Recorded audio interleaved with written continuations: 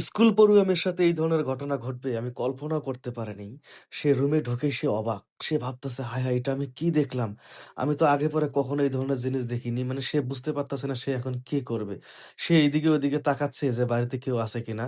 তার মধ্যে একটি শয়তানি কুবুদ্ধি এসে গেল। এখন সে জিনিসটা ভালোভাবে দেখতেছে এবং ভাবতেছে, "যাক, এইরকম জিনিস তো আমি কখনো দেখি নাই। তাহলে জিনিসটা আমাকে দেখার তো দরকার। আর যেহেতু বাড়িও ফাঁকা পেয়েছি, এখন আমি একটা কাম করি। তাহলে জিনিসটা আরেকটু ভালো করে দেখি।"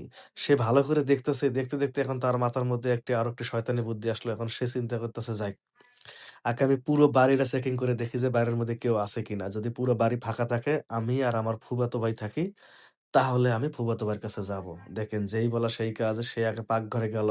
দেখলো যে পাকঘরে কাজের লোক আছে কিনা, দেখলো যে না পাকঘরে কাজের লোক নেই। এখন সে চিন্তা করতেছে যে আগে আমি দরজাটা খুলে দেখি এখন দরজার বাইরে কেউ আছে কিনা।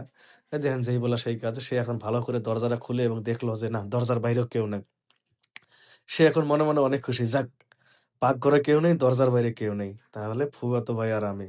আর কোন চিন্তা নেই। যেই বলা সেই কাজ। সে সামনের দিকে আসবে। তার হঠাৎ করে মনে হলো যে আমাদের এই রুমে হয়তো কেউ থাকতে পারে। এখন সে এই রুমের দিকে গেল এবং এই রুমে গিয়ে ভালোভাবে দেখতেছে যে এই রুমেও কেউ আছে কিনা। সব দিকে দেখলো। সে আরো অনেক খুশি। যাক, পাকঘরে কেউ নেই, দরজার বাইরেও কেউ নেই, রুমও তো কেউ নেই। তার মানে বাড়ি ফুল ফাঁকা, বাড়িতে আমি আর ফুফাতো ভাই। সে আস্তে, আস্তে করে ফুফাতো ভাইয়ের দিকে আসতেছে। আর ফুফাতো ভাই তার কিন্তু প্রচুর ঘুম। ফুফাতো ভাই জানেই না যে কখন তার মামাতো বোন এসে তাকে এইভাবে দেখতেছে। এখন দেখেন ফুফাতো বোন নিজে, নিজেই দেখে এখন সে কি করলো? সেই রুমের দরজাটা লাগিয়ে দিল এবং সে আর দেরি করতে চাচ্ছে না। সে খুব দ্রুত চলে যাবে তার ফুফাতো ভাইয়ের কাছে। দেখেন এখন ফুফাতো ভাই শুয়ে রয়েছে। সে ফুফাতো ভাইয়ের পাশে গিয়ে বসলো এবং ফুফাতো ভাইকে দেখতেছে। দেখে সে নিজেও কল্পনা করতে পারতেছে না, "হায়! এটা আবার কিভাবে সম্ভব?"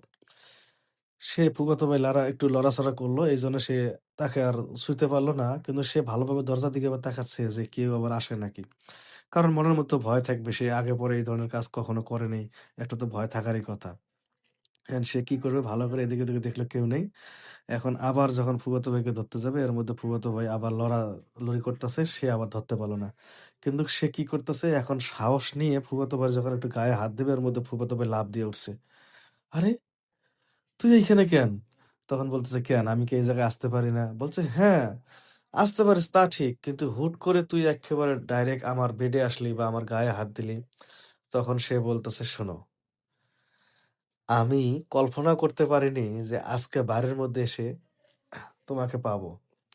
আমি তো মনে, মনে এই জিনিসটাই চেয়েছিলাম। কারণ আমি তোমাকে অনেক, অনেক পছন্দ করি। আর আজকে যখন ফাঁকা বাড়ি পেয়েছি আমার মনের কথাটা আমি বলেই দেব।" তখন তার ফুফাতো ভাই বলতেছে, "ছি! আমি কল্পনাও করতে পারিনি তোর মন মানসিকতা এত নিচ। শোন, সামনে তোর উজ্জ্বল ভবিষ্যৎ। তুই এখন লেখাপড়া করতেছিস। তোর বাবা-মা তোকে দেখে ভালো একটা ছেলে দেখে বিয়ে করাবে।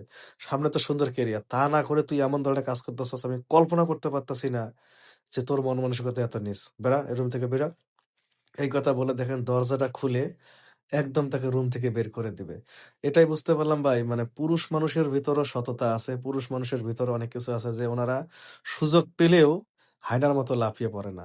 ভিডিওটা ভালো লাগলে শেয়ার দেবেন। আর কমেন্টস করে জানাবেন যে আসলে এখানে ভুলটা কার? শেয়ার দেবেন এইজন্য কারণ এখান থেকে অনেক ছেলেমেয়েরা শিখতে পারবে যে আসলে এই বয়সটা হচ্ছে আমাদের মানে লেখাপড়া করার বয়স। এই বয়সটা হচ্ছে আমাদের কেরিয়ার করার বয়স। এই বয়সে আমরা আজে-বাজে চিন্তা ধারণা করে আমরা আজে-বাজে কাজে লিপ্ত হব না। আমরা ভালো কাজ করব এবং কেরিয়ার গড়ব। আমি আবারও বলছি প্লিজ ভিডিওটা শেয়ার দিয়েন। সে তার ভুল বুঝতে পারছেন বলছে আমি আর জীবনে এই কাম করুম না।